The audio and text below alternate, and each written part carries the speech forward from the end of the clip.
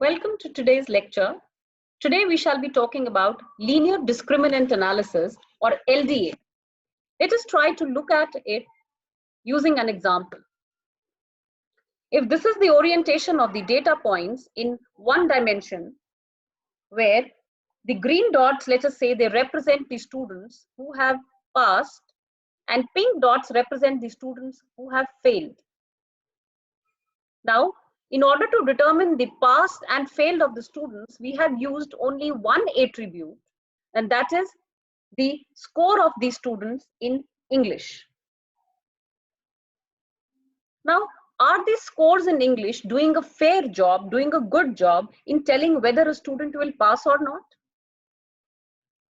Not actually, because there is no clear point where we can draw a line to separate the passing students from the failing students. Now, can we do a better job? What if we use more than one subject to make a decision? Let us take an example. Let us take two features or attributes, and let us now try to decide whether a student will pass or fail. And the two attributes that we are using here are the marks of a student in mathematics and the marks of the students in English.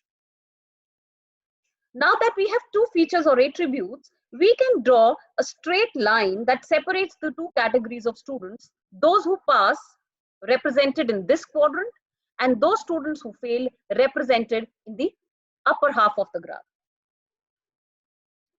Now we can see that having scores of two subjects does a better job at separating the two categories of students, the ones who pass and the ones who fail in the exam.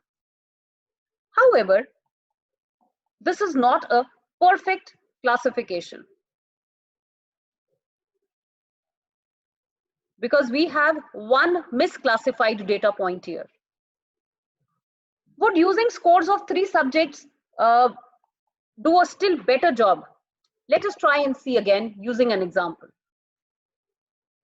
Now here we are trying to use another feature, say the marks in CS or computer science also, to figure out whether a student will pass or fail. When it's three dimensions or more, then it is a plane like this one that shall separate the categories. Fine. In this case, however, it is difficult to imagine, yet we shall try to see.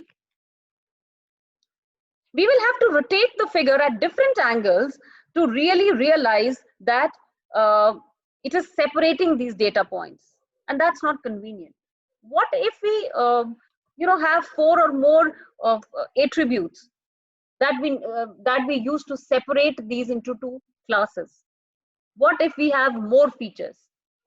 How do we handle multi-dimensionality, a dimensionality greater than 3 or 4?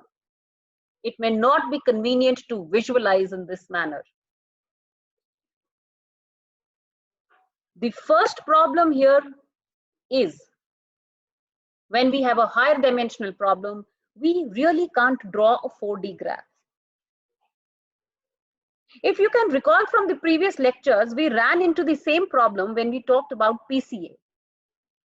PCA, if you can recall, reduces the dimensions of a problem by focusing on the attributes with the most variations and eliminates the rest of the features.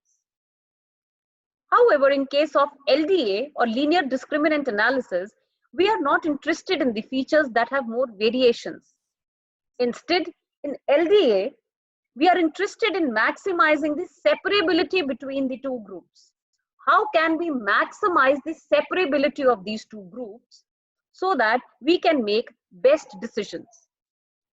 LDA actually is similar to PCA, but instead of focusing on attributes with maximum variations, it focuses on maximizing the separability between the two classes.